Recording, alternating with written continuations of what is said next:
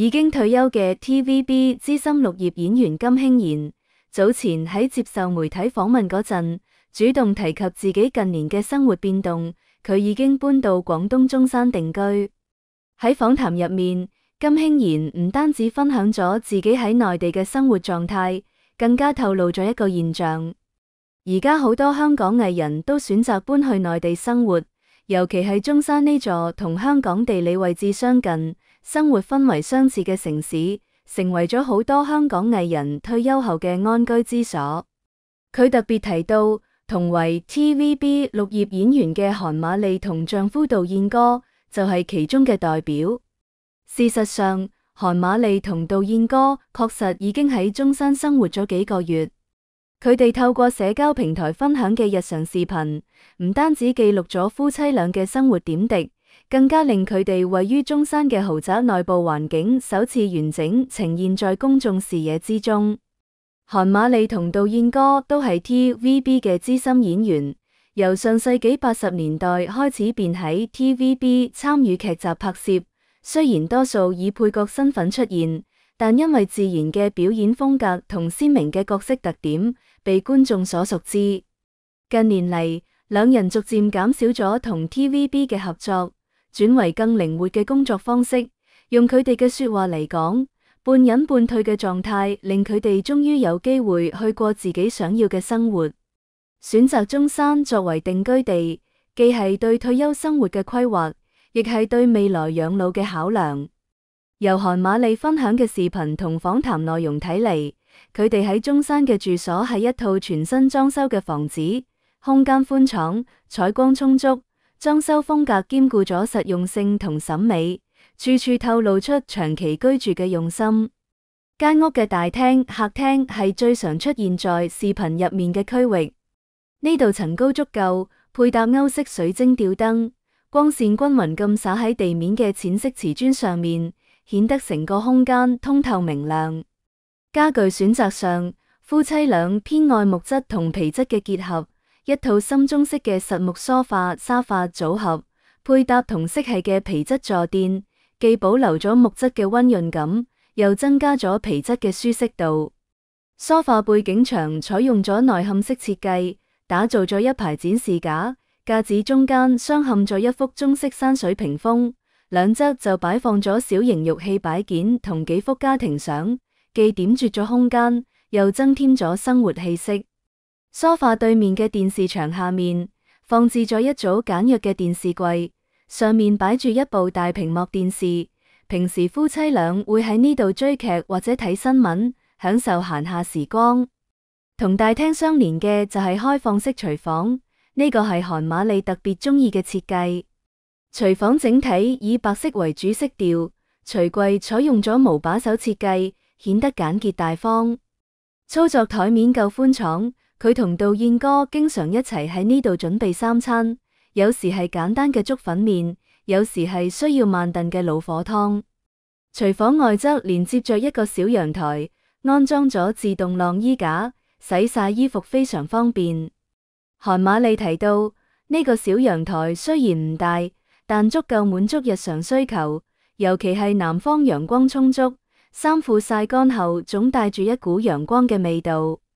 直對廚房嘅就係飯廳區域，呢度擺放咗一張圓形實木餐桌，配搭6張同材質嘅餐椅，桌面中央放置咗一盤綠蘿，係韓馬利由花市精心挑選嘅。佢話，圓形餐桌象徵團圓，我哋平時食飯招呼朋友都喺呢度，熱鬧又溫馨。飯廳嘅牆壁上面掛住一幅抽象畫，係夫妻倆去年結婚紀念日嗰陣一齊揀嘅。雖然風格現代，但同整體嘅中式調性並唔衝突，反而增添咗一絲活力。除咗公共區域，間屋仲專門設計咗一間偏廳作為茶室。呢個係杜燕歌嘅心頭好。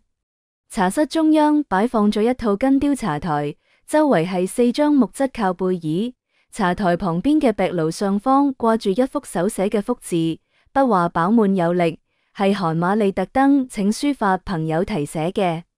杜燕歌每日朝早嘅第一件事就係坐喺茶室裏度倒騰茶具、燒水、溫杯、投茶、沖泡，動作嫻熟而且從容。佢常話：朝早飲一壺好茶，成日都精神。韓瑪麗就會喺旁邊幫忙，或者整理茶點，或者陪佢傾偈。兩人嘅朝早總是喺茶香中開啟。雖然搬到中山只有幾個月，但夫妻倆嘅生活已經逐漸融入咗當地嘅節奏。韓瑪麗喺視頻入面分享過佢哋嘅日常。朝早7點幾，杜燕哥會先起身去茶室泡茶，等韓瑪麗梳洗完畢，兩人一齊去廚房煮早餐。有時係杜燕哥擅長嘅煎蛋三文治，有時係韓瑪麗煮嘅及第粥，配搭包子或者餃子，簡單但滿足。食完早餐，佢哋會一齊去附近嘅菜市場買菜。韓瑪麗第一次去菜市場嗰陣就感嘆：呢度嘅菜市場比香港乾淨太多啦，地面冇積水，攤位擺放整齊，連賣魚嘅區域都冇腥味。佢同杜燕哥通常會買啲新鮮嘅青菜、排骨同魚類，一輪落嚟花費唔到100元，呢個令佢直呼太實惠。喺香港，100元可能只夠買2斤排骨，呢度卻能買一枱餸。新居入伙唔耐，夫妻倆就迎來咗幾批客人，有由國外返嚟嘅老朋友，亦有由香港嚟中山遊玩嘅同行。